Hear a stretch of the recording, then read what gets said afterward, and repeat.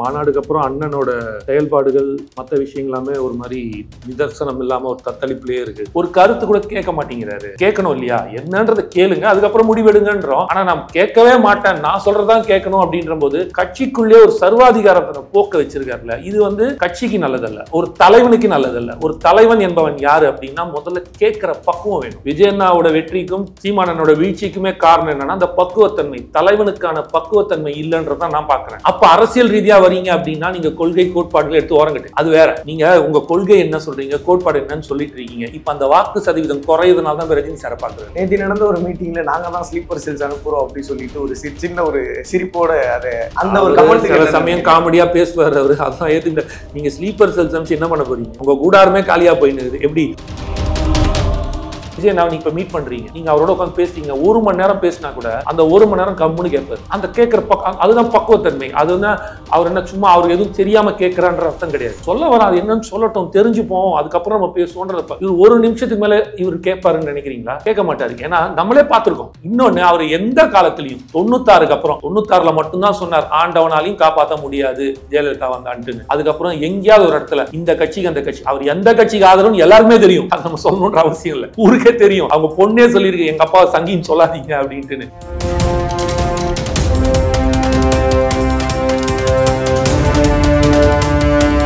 லகரம் நேயர்கள் அனைவருக்கும் வணக்கம்.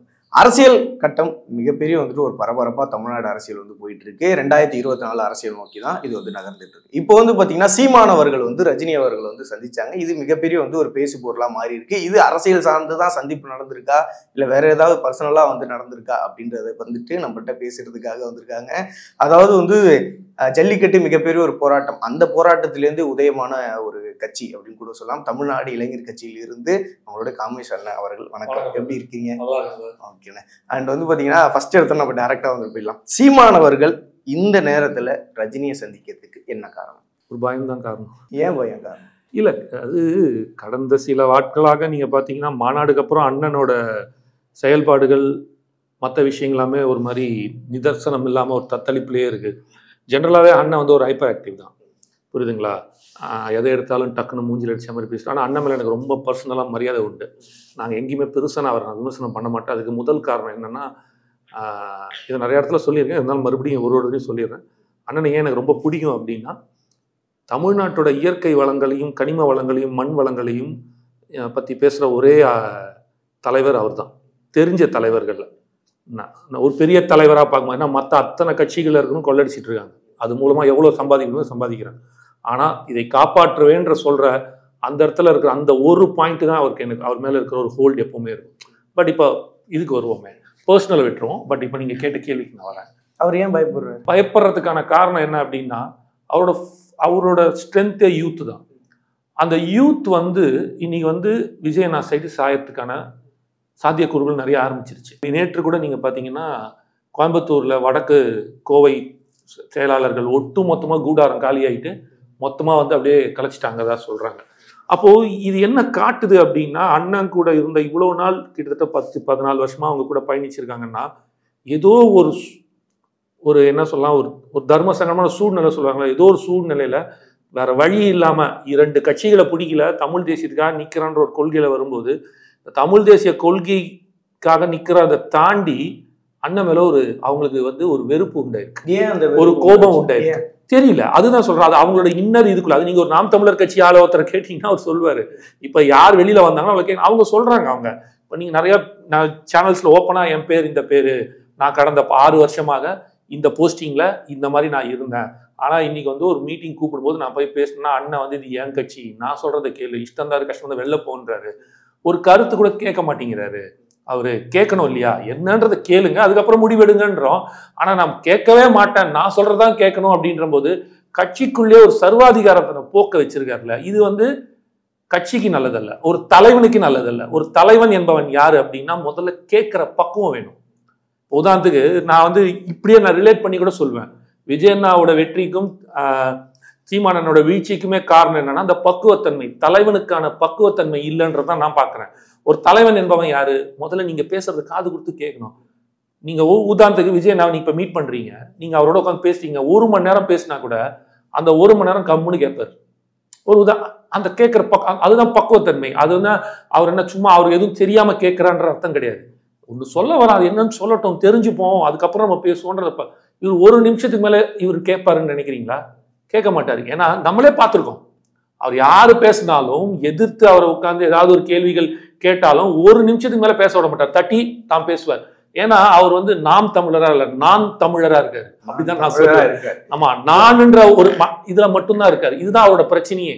அந்த கட்சி நாம் தமிழர் கட்சி இல்ல, நான் சீமான் தமிழன் கட்சின்றதான் அங்க நான் வைக்கிறேன். விஜய் அவர்களோட வெற்றி சீமான் அவர்களோட வந்து வீழ்ச்சி அப்படின்னு சொல்றீங்க. அதுக்கு வந்து இன்னும் அரசியல் வர இல்ல. இதுல வந்து வெறும் ஒரு பாயிண்ட் இல்ல, இதுல பல பாயிண்ட்ஸ் இருக்கு.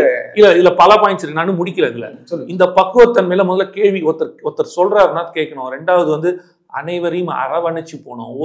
ஒரு குடும்பத்துல ஒரு குழந்தை நல்லா படிக்கும், ஒரு குழந்தை சுமாரா படிக்கும், ஒரு குழந்தை படிக்கவே படிக்காது.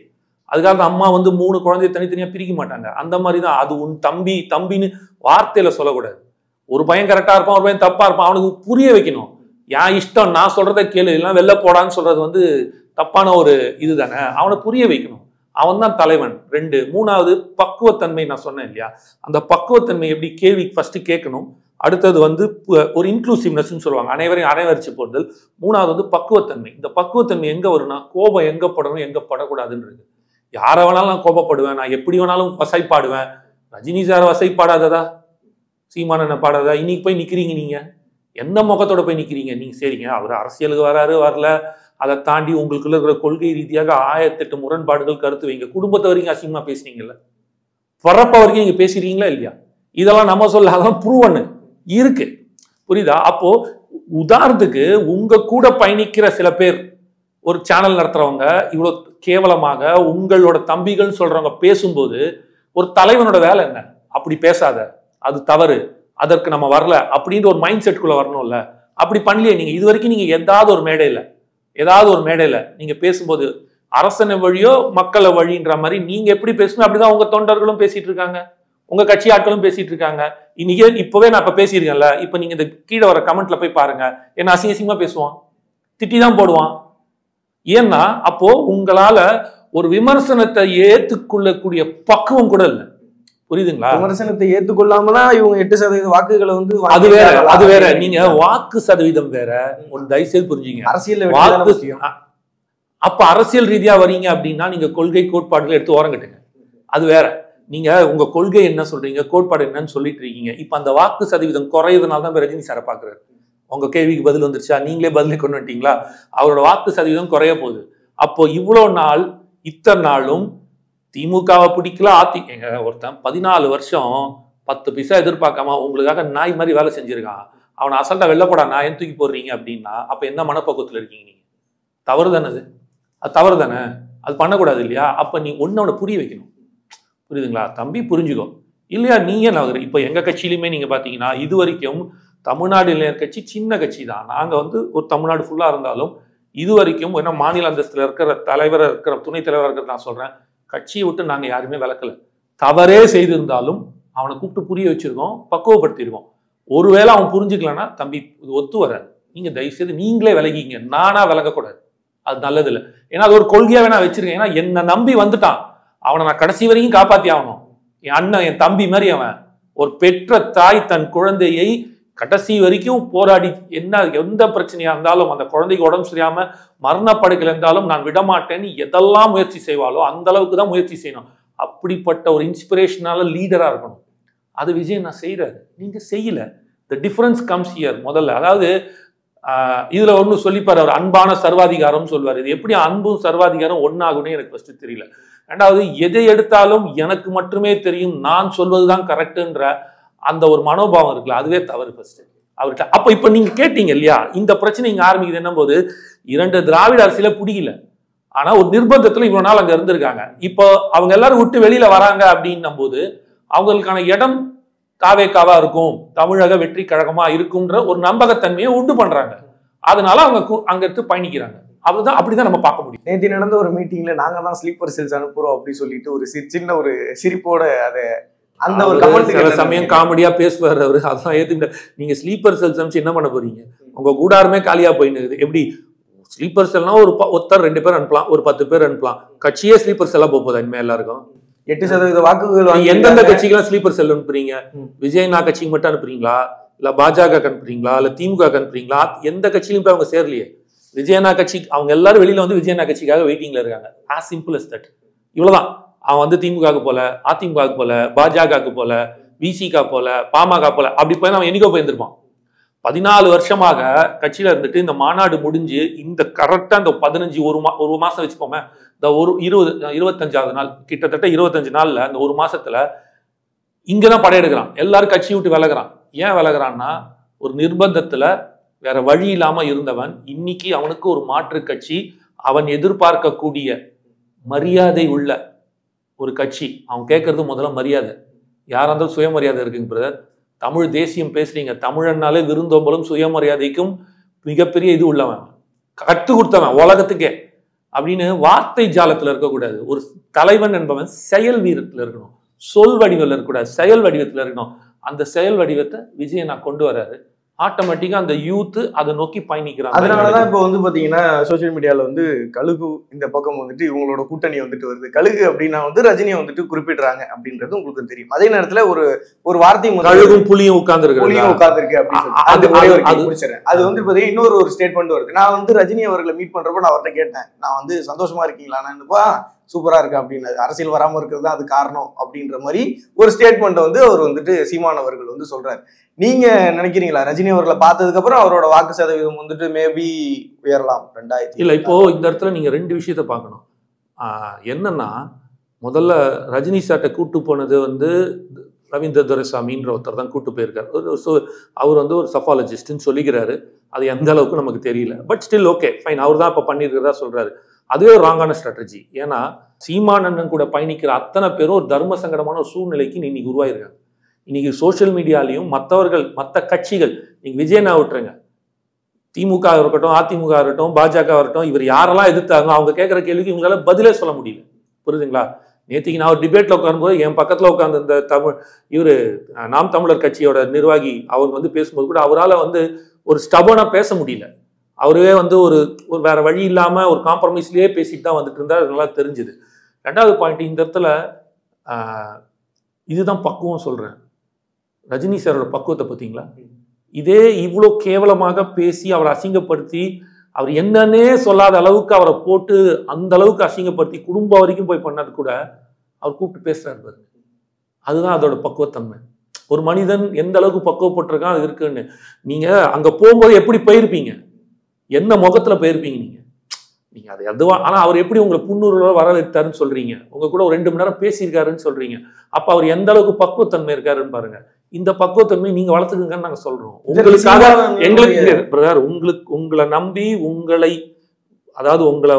நம்பி உங்களை வந்து பார்த்து வர பசங்க இருக்காங்க, யங்ஸ்டர்ஸ் நிறைய. அவங்களுக்கு நீங்க ஒரு விதிவிலக்காக ஒரு ரோல் மாடலா இருக்கணும். அவங்களே நீங்க வந்து திசை திருப்பக்கூடிய இடத்துல இருக்கக்கூடாதுன்னு என்னோட ஃபர்ஸ்ட் பாயிண்ட். அப்போ ரஜினி சார் எவ்வளவு பக்குவப்பட்டிருந்தா அவர் நினைச்சு அவாய்ட் பண்ணல. இல்ல சீமான் இப்ப வேண்டாம், இன்னொரு காலத்துல பார்த்தா இதுவே வேற யாரா இருந்தாலும் சொல்லியிருப்பாங்க. அந்த அளவுக்கு அவங்கள வந்து அவ்வளோ ஒரு கேவலப்படுத்தி அசிங்கப்படுத்தினாங்க. அப்படி இருந்தும் அவர் கூப்பிட்ட மரியாதைக்கு பேசுறாருன்னா இந்த பக்குவத்தன்மையே முதல்ல ஒரு கத்துக்க வேண்டிய ஒரு விஷயம். Number 1 point. நம்பர் 2 பாயிண்ட் நீங்க கேட்டது, ஏன்னா ரஜினி சார் நம்ம வந்து பாராட்டி ஆகணும். அந்த இடத்துக்கு இன்னொருத்தர் பண்ணுவாங்களா நமக்கு தெரியாது. அவர் இப்ப ரஜினி சார் வந்து 2வது ஒரு பொது உடைமையிட்டார். அவர் அரசியல் இல்லைன்னு சொல்லிட்டார். 2வது என்னோட இது, அவர் வந்து ஒரு என்டர்டெய்னர். வெறும் சினிமா நடிகனா மட்டுமே இன்று அவரை அனைவரும் பார்க்கிறாங்க. புரியுதுங்களா? First point. 2வது பாயிண்ட், இப்ப அவரை கூட்டு போய் உட்காந்து ரஜினி சாருக்கும் விஜய் சாருக்கும் விஜயனாக்கும் சண்டை அவங்களுக்குள்ள இருக்கு, அதனால நம்ம வாக்கு சதவீதம் குறைஞ்சிட்டு வருது, விஜயனா டோட்டலா நம்மளது இழுத்துருவார் போல இருக்கு, அதனால இவருக்கு போய் ரஜினியை பார்த்துட்டா அவங்களோட ரசிகர்களோட வாக்குலாம் என் பக்கம் வரும் அப்படின்ற ஒரு ஐடியா கொடுத்து ஒருத்தர் கூட்டு போனார்ல, அதுவே அபத்தமான ஐடியா என்னை பொறுத்த மட்டும். ஏன்னா அவர் வந்து இங்கேயும் பேசுவாரு, திமுகவுக்கும் போறாரு, பாஜகவுக்கும் போறாரு, உங்களையும் பாக்குறாரு, நாளைக்கு விஜயனா கூப்பிட்டா விஜயனாவும் போய் மீட் பண்ணுவார், எல்லாருக்கும் மாணவரா போயிட்டாரு. இன்னொன்னு, அவர் எந்த காலத்திலையும் 96க்கு அப்புறம் 96ல மட்டும்தான் சொன்னார் ஆண்டவனாலையும் காப்பாற்ற முடியாது ஜெயலலிதா வந்தான்ட்டுன்னு. அதுக்கப்புறம் எங்கேயாவது ஒரு இடத்துல இந்த கட்சிக்கு அந்த கட்சி, அவர் எந்த கட்சிக்கு ஆதரவுன்னு எல்லாருமே தெரியும், அது நம்ம சொல்லணுன்ற அவசியம் இல்லை, ஊருக்கே தெரியும். அவங்க பொண்ணே சொல்லியிருக்கு எங்க அப்பா சங்கின்னு சொல்லாதீங்க அப்படின்ட்டுன்னு. இருந்தாலும் சொல்ல அவரு, என் ரசிகர்கள் யார் மன விருப்பம் இருக்கோ அவங்களுக்கு, அவர் அரசியலுக்கு வரப்போறேன்னு சொல்லும் போதே என் ரசிகர்கள் யாருக்கு வேணுமோ நீங்க வாக்களிச்சீங்க, அது உங்க தனிப்பட்ட விருப்பம்ட்டார். வராதவர் எப்படி நீங்க கொடுப்பாருன்னு நினைக்கிறீங்க? இதெல்லாம் வந்து அதான் சொல்றல, அவர் தப்பான ஒரு வழி நடத்தல. அண்ணன் வந்து கொஞ்சம் தெளிவா ஒரு எதை பேசினாலும் கொஞ்சம் காட்டமா தெளிவா அடிப்பாருன்னு நான் நினைச்சிட்டு இருந்தேன். இப்போ அவர் அந்த ரவீந்திர துரை செம்மர ஆள சேரும்போது ஒரு மனுஷனோட குழப்ப நிலை எப்படி யூஸ் பண்றாங்கன்ற பாருங்க. புரியுதுங்களா? ஒரு மனுஷனோட குழப்ப நிலை எப்படி யூஸ் பண்ண, அவர் ஒரு நிதானம் இல்லாம ஒரு சின்ன குழப்பத்துல இருக்காருன்ற உடனே அடுத்தவங்களை கேட்டு போய் அவர் வந்து அந்த அளவுக்கு இருந்தவர் இன்னைக்கு அங்க நிக்கணும்ன்ற அவசியமே இல்லையே உங்களுக்கு. அதுல வேற நேற்று சொல்றாரு அவர் சிஸ்டம் சரியில்லைன்னு சொன்னாரு. அந்த கேள்விதான் அவங்ககிட்ட முன்வைக்கணும்னு நினைச்சேன். அவர் வந்து சிஸ்டம் சரியில்லைன்னு சொல்றாரு, அதையே தான் நான் வந்து தமிழர் வந்துட்டு சொல்றேன் அப்படின்னு இருக்காங்க. அரசியல் சம்பந்தமா எதுவும் பேசலன்றாங்க. ஆனா சீமான்ற ஒருத்தர் போய் சந்திக்கிறப்போ டெஃபினட்டா விஜய் அவர்கள் நேத்திக்கு வந்து இந்த மீட்டிங் அரேஞ்ச் பண்ணி கொடுத்த மிஸ்டர் அந்த மனிதர் வந்து 2.5 மணி நேரம் பேசியிருக்காங்க. அதுல 1.5 மணி நேரம் நான் உட்கார்ந்துருந்தேன், 3/4 மணி நேரம் நான் வெளியில வந்துட்டு அவங்க தனியா பேசியிருக்கிறதா தான் சொல்றாங்க. இது வந்து இது அவரையும் கேட்கும்போது அரசியல் பேசுனீங்கன்னு சொல்றாரு. கண்டிப்பா அரசியல் பேசாம இருக்க முடியாது. ரஜினி சார் பேசுவார், அதுல எந்த மாற்று கருத்தும் இல்லை. ஒரு உண்மையை சொல்லிட்டுமா, ரஜினி சார் எங்களையுமே பார்த்து பேசியிருக்காரு. 2019 அரசியல் கட்சி ஆரம்பிக்கிறேன்னு தொடங்கும்போது அவர் என்ன எதிர்பார்த்தாருன்னா, ஒரு ஜல்லிக்கட்டு புரட்சியில் இது வரைக்கும் அதை எங்கேயுமே நான் வெளியில சொல்ல, ஃபர்ஸ்ட் டைம் உங்க சேனல்ல சொல்றேன். ஒரு ஜல்லிக்கட்டு புரட்சியில் எப்படி ஒரு மாற்றம் வந்துச்சோ, ஒரு எழுச்சி வந்துச்சோ, அந்த மாதிரி ஒரு மாற்றத்தோட நம்ம ஆட்சி அமைச்சு ஒரு மாற்றம் கொடுக்கணும்னு அவர் அரசியலுக்கு வரும்போது பேசப்பட்டதா சொன்னார். அப்போ அவர் கூட இருந்தவர், சார் இந்த ஜல்லிக்கட்டுலேருந்தே ஒரு அரசியல் கட்சி ஒரு இல்லைங்க அப்படியா அவங்கள நான் சந்திக்கிறேன்னு சொல்லி எங்க கூட 40 நிமிஷம் பேசினார். நார்மலா நல்லா ஜாலியா பேசினார். அவர் எதுக்கு சொல்ல வரேன்னா, அதனால எங்களுக்கு நாங்க எப்படி சார் போக முடியும்? அவர் தானே எங்களை கூப்பிட முடியும். அவரு தான் எங்களை கூப்பிட முடியும். நாங்க போய் அவரை மீட் பண்றதுக்கு அளவுக்குலாம் நம்ம அவ்வளவு பெரிய ஆள் கிடையாது. நம்ம ரொம்ப எங்களுக்கு தெரியவே தெரியாது. அவங்க கிட்டே எங்களுக்கு ஃபோன் வந்துச்சு, இந்த மாதிரி உங்களை மீட் பண்ணோம் சொல்றாரு. வரேன் சார் சொன்னோம், மறுநாள் போனோம், மீட் பண்ணோம். எதுக்கு சொல்ல வரேன், அப்போ ஒன்று எங்களுக்கு ஆதரவு கொடுக்குறேன்னு நான் சொல்லிடலாமா? இப்போ நான் சொல்லிக்கலாமா? நாங்கள் போய் மீட் பண்ணோம், சந்திச்சோம். அதனால அது முடிஞ்சு 2019 முடிஞ்சிச்சு, 2 எலெக்ஷன் முடிஞ்சிருச்சு. ஒரு மரியாதை நிமித்தமான சந்திப்பு, அவ்வளவுதான். அவர் எல்லாரும் எப்படிதான் பார்ப்பாரு, அனைவரையும். நாளைக்கு அவர் வந்து ட்ரம்பே பார்க்கலாம்னு போய் பார்ப்பாரு. அவர் வந்து அவர் அந்த ஒரு ஆஸ்பெக்ட்குள்ளே வரமாட்டார். இப்போ இவரை வச்சு இந்த காய் நவர்த்தி ரசிகர்களோட ஓட்டை ஃபுல்லா வாங்குவான்னு ஒரு ஐடியா கொடுத்தாங்கல்ல, அந்த ஐடியா வந்து முட்டாள்தனமான ஐடியா. நான் ஓப்பனா சொல்றேன், நான் டிபேட் பண்ண கூட ரெடி, யாரை கூட வேணாலும். முட்டாள்தனமான ஐடியா. ஏன்னா அவர் முதல்ல சொல்லவே மாட்டார். இரண்டாவதை தாண்டி இன்னைக்கு ரஜினி சாருக்கான வேல்யூ பொலிட்டிக்ஸ்ல இல்லை என்று அவர் அரசியல் இல்லைன்னு சொல்றது எனக்கு அந்த வேல்யூ கிடையாது. 2K கிட்ஸ் எல்லாம் வந்து அவ்வளவு முட்டாள் கிடையாது பிரதர். எங்க அம்மா இருக்கும்போது காலத்துல எடுத்தீங்கன்னா, ஒரு உதாரணத்துக்கு எங்க அப்பா யாரை சொல்றா அவங்களுக்கு தான் போய் வாக்களிப்பாங்க. இந்த ஸ்டேஜ் தாண்டிடுச்சு இன்னைக்கு. புரியுதுங்களா? இன்னைக்கு வந்து யங்ஸ்டர்ஸ் கிட்ட போயிட்டு கணவனோ மனைவியோ, கணவன் மனைவி கிட்ட சொல்ல மாட்டான், மனைவி கணவன் கிட்ட சொல்றான், உனக்கு யார் விருப்பமோ நீ வாக்களிச்சுக்கோ, எனக்கு யாருமா. அந்த ஒரு இண்டிபெண்டன்சி வந்துருச்சு, பசங்களுக்கு வந்துருச்சு. புரியுதுங்களா? நீ யாருன்னு சொல்லணும். இப்போ எங்க அம்மா என்கிட்ட வந்து நீ வாக்களின்னு சொன்னா உன் வேலையை பாருமா, எனக்கு தெரியும், நான் யாருக்கு வாக்களிக்கும், நான் வாக்களிச்சுப்பேன்னு நான் சொல்லுவேன். ஆனா நான் இன்னைக்கு எங்க அம்மா கிட்ட சொல்ற நிலைமையில இருக்கு. இன்னைக்கு அந்த ஸ்டேஜ் வந்து மாறிட்டு. ரெண்டாவது, இதை தாண்டி நீங்க இளைஞர்களை வந்து அவ்வளவு முட்டாளா பார்க்காதீங்க. அவனுக்கு தெரியும் யார் வந்து என் தலைவன், யார் நிக்கணும். அதனால தான் நான் மறுபடியும் சொல்றேன், அவன் யாரை தூக்கி வச்சு கொண்டாடுவான், யாரை இறக்கி விடுவான்னு. எம்ஜிஆரை தூக்கி வச்சு கொண்டாடின அந்த இளைஞர்கள், அன்னைக்கு அவங்க இளைஞர்கள் கொண்டாடின அந்த இளைஞர்கள், அதுக்கப்புறம் கிட்டத்தட்ட ஒரு 15-20 அதே நடிகர் இதுலேருந்து வந்த அரசியல் யாரையுமே மதிக்கல. சிவாஜி சாரை முதற்கொண்டு எல்லாரையும் ஓரம் கட்டான். ஆனால் இன்னைக்கு விஜய் அண்ணா தான் தூக்கி நிற்கிறான்னா அவனுக்கு தெரியும் யார் தலைவனா வருவான், யாருக்கு அந்த பக்குவம் சொன்னல, அதை தான் அவங்க பார்க்குறான். அவனுக்கு தெரியும் எங்க எப்படின்னு. ஏன்னா தலைவர்கள் பொறுத்த மட்டும் சொல் வீரராக இருக்கக்கூடாது, செயல் வீரராக இருக்கணும். அவனுக்கு ஆக்ஷன்ல பார்க்கணும், வாயில வடை சொல்லக்கூடாது. அவன் பார்க்கணும் கண்ணுக்கு நேரம், டேய் இவன் செய்யறான் பாடுறா, எனக்காக இப்படி பண்றான் பாடுறா அப்படின்னா அவனுக்குள்ள ஒரு உள்தாட் வரும். வெறும்னா வந்து அப்படி நீங்க பாத்தீங்கன்னா வெறும்னா வந்து நடிகர்கள்லாம் வந்து இவங்க எல்லாருமே சொல்லுவாங்க நடிகர்கள்லாம் நாளாட முடியாது. இது வேற ஒரு கேட்டகரி. தமிழ்நாட்டை பொறுத்து அது நடக்கும். நடிகர்களாக இருக்கிறவனை தான் தலைவனா ஏத்துப்பாங்க தமிழ்நாட்டை பொறுத்து மட்டும். அது ஒரு தனி டிபார்ட்மெண்ட், தனியா நம்ம அதை பத்தி பேசுவோம். அது 2000 வருஷத்தோட நம்மளோட இலக்கிய சங்கங்கள்ல எடுக்க வேண்டிய விஷயங்கள். இப்ப இந்த பாயிண்ட்டுக்கு வரும்போது இந்த பாயிண்ட் என்ன இங்க அப்படின்னா, இவரை வைத்து நான் வாக்கு சேகரிப்பேன்னு ஒருத்தர் கூட்டு போனார் இல்லையா, அந்த ஸ்ட்ராட்டஜி தப்பு. இதுல இருந்தே தெரியுது சீமான் அண்ணன் ஒரு நிலையான மைண்ட் செட்ல இல்ல, அவர் வந்து ஒரு ஷேக்கிங்ல இருக்காரு. ஏன்னா அவரோட கட்சிகள்ல இருக்கிற இந்த பிரச்சனை நம்பர் 1 பாயிண்ட். இதை தாண்டி இன்னொரு விஷயம், அவர் என்ன யோசிச்சிருந்திருக்கலாம் அப்படின்னா, அவர் மேல இருக்கிற கான்பிடன்ஸ் குறைஞ்சிக்கிட்டே போகுது இல்லை இன்னைக்கு. சோ சீமான் அண்ணன் மேல இருக்கிற கான்பிடன்ஸ் குறைஞ்சிக்கிட்டே போகுது, கூடாரம் காலியாகுது. இன்னும் இவருக்கு வந்து பேக் ஃபயரா தான் இருக்கும்னு நினைக்கிறீங்க? அததான் சொல்ல வரேன். இப்போ இவரோட சந்திப்பு என்ன ஆயிருக்குன்னா, இவர் என்ன நினைச்சிட்டாரு, எனக்கு ஒரு ஹோல்டு இருக்கு தன்னோட கட்சியிலையும் தான் யங்ஸ்டர்ஸ் கிட்டையும், நான் இன்னும் ஹோல்டு வச்சிருக்கேன், நான் இன்னும் நிக்கிறேன், எனக்கு வந்து பேக் ஃபயர் ஆகல, எனக்கு டவுன்ஃபால் இல்லை, அதை நான் இழுத்து பிடிக்கிறேன்ற ஒரு மைண்ட் செட் போனார்ல, அது இல்லைன்னு சொல்ல வரேன் இங்க அவருக்கு. அவர் அந்த ஸ்ட்ராட்டஜில தான் போயிருக்காரு. இப்ப ரஜினியை பார்த்துட்டு வந்தாருன்னா அவங்க கட்சியில இருக்க ரஜினி எல்லாம் பார்த்து வந்திருக்காரா, ஒரு நாளைக்கு ரஜினி ஆதரவு கொடுத்தாருன்னா அது வாய்ப்பே இல்லை. அவங்களுக்கே தெரியும். இருந்தாலும் தன்னை வந்து ஒரு பிம்பம் சொல்லுவாங்கல்ல, தன்னை இதுக்குள்ள கொண்டு வரோம், தான் இது பண்றோம்ட்டுன்னு இந்த ஸ்ட்ராட்டஜியை மூவ் பண்ணி கொடுத்தவர்னாலதான் இது தவறுன்னு நான் சொல்ல வரேன். இது யாரு கரெக்டா பிறந்த நாளைக்காக பார்க்க போனேன்றாரு. போன வருஷம் பிறந்த நாள் வரல, அதுக்கு முந்தின வருஷம் பிறந்த நாள் வரல, 4 வருஷமா வராத பிறந்த நாள் இன்னைக்கு லீப் இயரா, பிப்ரவரி 28 பிறந்தாங்க, அதனால எனக்கு வந்து 4 வருஷத்துக்கு பிறந்த நாள் வரும்னா கூட ஒரு நியாயம் இருக்கு. அப்படி இல்லைல்ல, நவம்பர் 8 எல்லா வருஷமும் வந்திருக்குல்ல, ஏன் அடுத்த வருஷம் போய் பார்க்கல, இப்ப போய் ஏன் பாக்குறீங்க அப்படின்னு ஒரு இது இருக்கு. ரெண்டாவது அதுலயே வந்து ஒரு மாற்று கருத்து வைக்கிறாரு, வேட்டையன் படம் நல்ல படம். அதாவது அந்த கேள்விக்கு தான் முன் வர. அதாவது வந்து ரஜினி அவர்களுக்கு வந்து தெளிவா தெரியும் இந்த மாதிரி சீமான் அவர்கள் வந்து சந்திச்சா நம்ம இப்ப பேசுற மாதிரி நிறைய விஷயங்கள் வந்து சோசியல்ல வந்து பேசுவாங்க. இது வந்து விஜய் அவர்களுக்கு ஏதோ ஒரு லைட்டா ஒரு நெருக்கடியோ இல்ல ஏதோ ஒரு ரஜினி சார் அதெல்லாம் தெரியாது பிரதர். அந்த ரஜினி சார் ரொம்ப வெகுளி, நான் ஒப்பா சொல்லிடுறேன். நான் பார்த்து பேசின வரைக்கும் சொல்றேன், அவர் ரொம்ப வெகுளி. அவர் அதெல்லாம் தெரியவே தெரியாது. நைஸ் மேன், சூப்பர் மனுஷன், அவ்வளவுதான். எனக்கு வேற அவர் மேல வேற மாற்று கருத்து இருக்கு. அவர் எப்ப அரசியலுக்கு வரமாட்டேன்னு சொல்லி போர் அப்படி இப்படின்னு சொல்லி அவர் வந்து கொரோனா காமிச்சு ஜெகா வாங்கினாரு. அப்பவே அவரை பத்தி நான் விமர்சனம் பேசக்கூட மாட்டேன்ற மைண்ட் செட்டு வந்துட்டேன். கிட்டத்தட்ட 4 வருஷம் கழிச்சு இன்னைக்கு தான் நீங்க கேட்டதுக்காக பேசுறேன். நான் அது வேற. ஆனா அவர் இதெல்லாம் யோசிக்கவே மாட்டார். உங்களுடைய மனசுல இருக்கிறது வந்து கொரோனால மட்டும்தான், கொரோனா அந்த ஒரு ரீசன்னால மட்டும்தான் அவர் அரசியலுக்கு வேணாம் அப்படின்னு சொல்லிட்டு போனார். இல்ல வேற என்ன கருத்து இருக்கும்னு நினைக்கிறீங்க? இல்ல, அவர் வந்து தான் அரசியலுக்கு வந்தா ஜெயிக்க முடியாதுன்றதை அவர் உணர்ந்துட்டார். அவருக்கு தெரிஞ்சிருச்சு. அவரால் வந்து தோல்வியை ஏற்றக்கூடிய பக்குவம் அவருக்கு இல்லை. நான் ஓப்பனா இன்னைக்கு சொல்றேன், அவருக்கு வெற்றி மட்டுமே சுவாசிச்ச மனுஷன். அவரால் ஒரு சின்ன தோல்வி கூட ஏற்றுக்கக்கூடிய அளவுக்கு இல்லை, அவ்வளோ சென்சிட்டிவான ஆளு. புரியுதுங்களா? எவன் ஒருத்தர் விமர்சனங்களையும் தோல்வியும் ஏத்துக்கிறானோ அவன் தான் பக்குவப்பட்ட தலைவனா மாறுவான். இப்போ ரொம்ப சிம்பிளா சொல்றேன் பாருங்களேன். இதுக்கு மறுபடியும் நான் விஜய் நான் எடுத்து ஏன் வைக்கிறேன்னா, அவர்கிட்ட அந்த டிட்டர்மினேஷன் நான் பாக்குறோம். யங்ஸ்டர்ஸ் மாநாடே நடக்காது, ஒரு வாட்டி தள்ளு முடியாது, இடம் கொடுக்கலன்னு ஏங்க ஆளுங்கட்சி எடுத்து இவங்களால மாநாடே நடத்த முடியாதுங்க. என்னங்க தீபாவளிக்கு 3 நாள் முன்னாடி வச்சுட்டு மாநாடு நடத்துறேன்றாரு. எவங்க வருவான்? அவன் பொண்டாட்டி பிள்ளைக்கு ட்ரெஸ் வாங்குவானா, பட்டாசு வாங்கி குடும்பத்தோட சந்தோஷம் பண்ணுவானா, இவரோட மாநாட்டுக்கு வருவானா? முட்டா பையனா அவன்? மழை பேய் மழை கொட்ட போகுது, சீசனு, இத்தனை வச்சு எவ்வளோ விமர்சனங்கள் அவர் மேல வந்துச்சு. அவருக்கு கொள்கை இருக்கா? கோட்பாடு இல்லைங்க, கொள்கை இல்லைங்க. யாரை எதிர்ப்பாருங்க? அவருக்கு பிசினஸ் இருக்குங்க, சினிமா நடிச்சிட்டு இருக்காருங்க. அவர் எதிர்த்துட்டு போயிட்டு அவரால் சினிமா ரிலீஸ் பண்ண, இந்த மாதிரியான யாரெல்லாம் என்னெல்லாம் வசப்பாடணுமோ எப்படியெல்லாம் அவர் அசிங்கப்படுத்தணுமோ எல்லாம் பண்ணாங்க. அவர்கிட்ட இருந்து ஒரு ஸ்டேட்மெண்ட் வந்துச்சா? அவர் நினைச்சிருந்தா என்ன சொல்லியிருந்தாங்க? இதே வேற ஒரு கட்சியா என்ன பண்ணியிருப்பாங்க? எங்களை ஆளும் கட்சி போட்டு நசுக்குகிறது, மாநாட்டுக்கு இடம் கொடுக்காமல் அது டெய்லி ஒரு ஸ்டேட்மெண்ட் விட்டு சிம்பத்தி கிரியேட் பண்ணியிருப்பார். Is not that kind of a man. எனக்கு அனுதாபம் தேவையில்லை, உன்னோட ஆதரவு தேவை.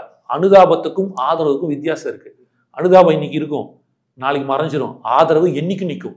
அந்த ஆதரவை மாநாடு நடத்தி ப்ரூவ் பண்ணார். அந்த மாநாட்டில் ப்ரூவ் பண்ணார் இல்லையா, காமிச்சார் இல்லையா? யாரை எதிர்க்கிறோம் சொன்னாரா? தன் கொள்கையை சொன்னாரா? கோட்பாடை சொன்னாரா? யாரை எதிர்க்கிறோம் சொன்னாரா? நான் என்ன நோக்கி பயணிக்க போறேன்னு சொன்ன. இதுக்கு மேல என்னங்க வேணும்? கொண்டு வந்துட்டார்ல, 12 லட்சம் பேர் வந்திருக்கான், 10 லட்சம் பேர் வந்திருக்கான். யாருக்காக வந்தான்? 10 பைசா காசு கொடுத்தாங்களா? மாநாடு எப்படி நடக்கும்னு உங்களுக்கே தெரியும். ஒரு மாநாடு தன்னிச்சையா வந்தான். அந்த மாநாட்டில் நான் இருந்தேன். 6-7 கிலோமீட்டருக்கு வண்டி நிறுத்திட்டான், நடந்து வந்தான். யார் வருவான் இன்னைக்கு? வந்து நிக்கிறான். அப்போ ஒரு தன்னெழுச்சியாக நம் சமுதாயத்துக்கு ஒரு தலைவன் வருகிறான், எல்லாத்தையும் தூக்கி போட்டுட்டு அப்படின்ற போது மக்கள் அவன் பின்னாடிதான் போவாங்க. அது நடக்கும். அது வந்து மாற்றுக்கருத்தே கிடையாது. அப்போ இப்படிப்பட்ட தலைவனை தான் எதிர்பார்க்கிறாங்க. இந்த தலைவன் இதெல்லாம் தாண்டி அந்த தலைவன் தன்னோட கூட்டத்தை எந்த அளவுக்கு பக்குவப்படுத்தி கொண்டு போறான்னு பார்க்கணும். அந்த பக்குவத்தன்மை அவர்கிட்ட இருக்கு. ஸோ ஒரு தலைவனுக்குரிய எல்லா குவாலிட்டிஸும் அவர்கிட்ட இருக்கிறதுனால தான் தொடர்ந்து அவருக்கு ஏறிக்கிட்டே போகுது. ஒரே ஒரு ட்விட்டு போடுறாருங்க, ஒரு வீடியோ போடுறாருங்க, 1 கோடி பேர் உறுப்பினர் ஆகணும். இவங்கள மாதிரி வாயில வட சொல்ல, அதையும் நான் சொல்லிடுறேன். திமுக சொல்லுது, அதிமுக சொல்லுது, எங்க கிட்ட 1 கோடி 1.5 கோடி அடிச்சு விடுறாங்க. அது இருக்கலாம் இல்லையான்னு எனக்கு தெரியாது. ஆனா இவங்க வச்சிருந்தது உண்மை. அந்த ஆப்ல நீங்களும் நானும் தான் சேர முடியும். என் ஃப்ரெண்டு அமெரிக்கால இருக்கவன் சேர முடியாது. ஓட்டர் ஐடி இருக்கிறவன், தமிழ்நாட்டில் ஓட்டர் ஐடி இருக்கிறவன் 1 கோடி பேர் சேர்ந்திருக்கான் ஒரே ஒரு 5 நிமிஷம் போட்ட ஒரு வீடியோக்குன்னா, அப்ப அந்த மனுஷனை எந்த அளவுக்கு மக்கள் நேசிக்கிறாங்க, எவ்வளோ ஒரு ஒரு ஒரு சரிஸ்மேட்டிக் லீடர்ஷிப்பா பாக்குறாங்கன்றத இங்க காட்டுது. யாருமே ஃபோர்ஸ் பண்ணலையே. உங்களுக்கு பிடிச்சா சேருங்க தானே சொன்னாங்க. 1 கோடி பேர் வந்துட்டு சேர்ந்திருக்காங்க அப்படின்னு சொல்லிட்டு வந்து சொல்றீங்க. அண்ட் வந்து விஜய் அவர்களோட அந்த தாவேகா கட்சி மேல இருக்கிற ஒரே ஒரு விமர்சனம் என்னன்னா, ஏன் இன்னும் அந்த மக்கள் பார்த்துட்டாச்சு, மாநாடு வச்சாச்சு, ஏன் இன்னும் அந்த செய்தியாளர் சந்திப்புன்றதை ஏன் தவிர்க்கிறாரோ விஜய்? ஏன் செய்தியாளர் சந்திக்க சொல்லுங்க, ஏன் செய்தியாளர் சந்திக்கணும் நீங்க சொல்லுங்க, நான் சொல்றேன். செய்திக்கு தேவையில்லையே. செய்தியாளர்கள் ஒரு பேனா மாதிரி. Super brother. அவர் செய்தியாளர் சந்திக்கணும், நீங்க கேள்வி கேட்கணும், அந்த கேள்விக்கு பதில் சொல்லணும்னு கேட்குறீங்களா? இது ஒரு ப்ராசஸ். இந்த ப்ராசஸ் ஏன் அவர் பண்ணணும்னு நினைக்கிறீங்க? படுத்துக்கிட்டு போத்துக்கிட்டு படுத்துனானா? உங்களுக்கு தேவை இன்ஃபர்மேஷன். இவ்வளவு நாள் என்ன போச்சு? அவர் திமுக மட்டும் தான் விமர்சிச்சாரு. கேள்விகள், அந்த மக்கள் கேள்விகளுக்கு அவர் என்ன ஆன்சர் சொல்றாரு? அதான் நானும் சொல்றேன்.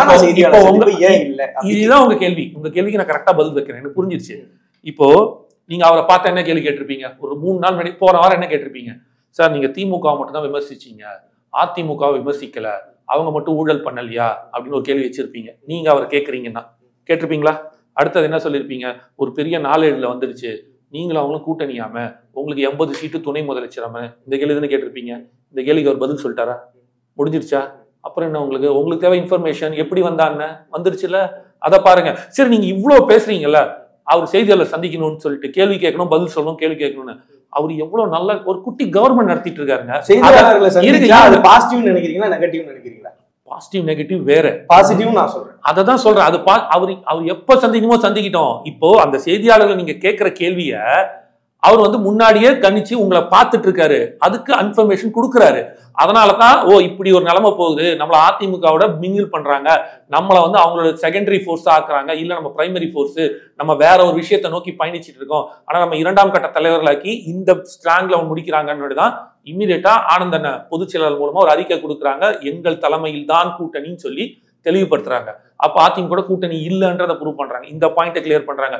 இந்த மாதிரி ஒரு விஷயத்துக்கும் நடக்கும் ஒரு பிரச்சனைக்கும் நீங்க கேட்டீங்க. அதே மாதிரி இப்போ நீங்க எடுத்தீங்க அப்படின்னா நம்மளோட ஜிஹெச்ல ஒருத்தர் கத்தியால குத்தி இது பண்ணார், அதுக்கு ஸ்டேட்மெண்ட் கொடுத்துருக்காரு.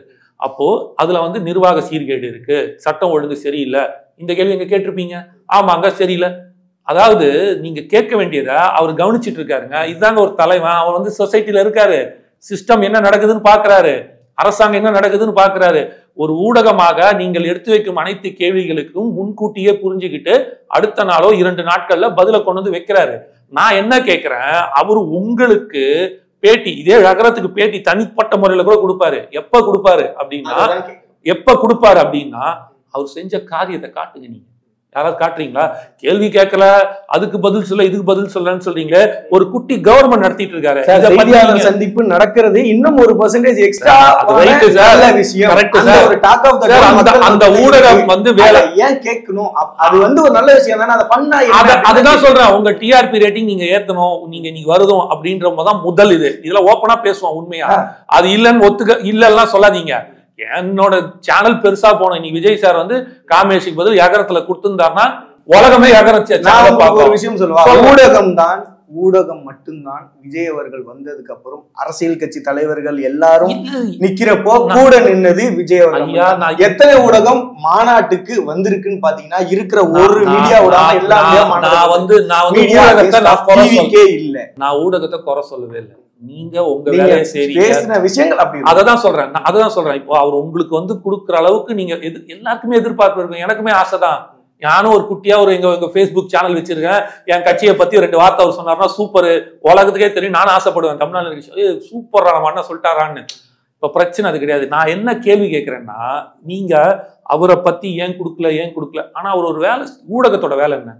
சொசைட்டியில் நடக்கிற விஷயத்தை எடுத்து காட்டணும்ல. நீங்க அங்க நடந்தா அதை காட்டுறீங்க. அப்ப இவர் ஒரு 37 மாவட்டத்துல கிட்டத்தட்ட 30 மாவட்டத்துக்கு மேல விலையில்லா விருந்தகம் சொல்லிட்டு தினமும் சாப்பாடு போட்டுட்டு இருக்காரு. கிட்டத்தட்ட 15,000 பேருக்கு சாப்பாடு போடுறாரு. ஓகேங்களா? ரொட்டிப்பால் முட்டை திட்டம்னு குழந்தைகளுக்கு ரொட்டிப்பால் முட்டை திட்டம்னு கிட்டத்தட்ட அதுவும் ஒரு 30-32 மாவட்டம், கிட்டத்தட்ட ஒரு 200 தொகுதிக்கு மேல ஞாயிற்றுக்கிழமை காலை 8 மணிக்கு குழந்தைங்க, அந்த ஏரியாவில் இருக்கிற குழந்தைகளை கூப்பிட்டு கொடுக்குறாரு. அதை ஏன் பண்றாருன்னா, அவர் தான் முதல்ல பால் கட் அவுட்டுக்கு யூஸ் அதை பண்ணாதீங்க, அது வேஸ்ட், அதுக்கு பதில் குழந்தைங்களுக்கு கொடுங்கன்னு ஒரு திட்டத்தை கொண்டு வர்றாரு. சரிங்களா? மாலை 5 மணிக்குலேருந்து 7 மணி வரைக்கும், அதுவும் 234 தொகுதியில, எத்தனை தொகுதின்னு எனக்கு ஜட தெரியல, அந்த தொகுதியில பயிலகம்னு ஒண்ணு நடத்துறாங்க. முக்கியமாக கிராமப்புற இடத்துல இருக்கிற தொகுதிகளை ஆங்கிலத்தோட பிரச்சனைகள் குழந்தைங்களுக்கு இருக்கு இல்லையா, அதுக்காகவே ஸ்பெஷல் இங்கிலீஷ் பிளஸ் எல்லா கிளாஸஸும் நடக்குது.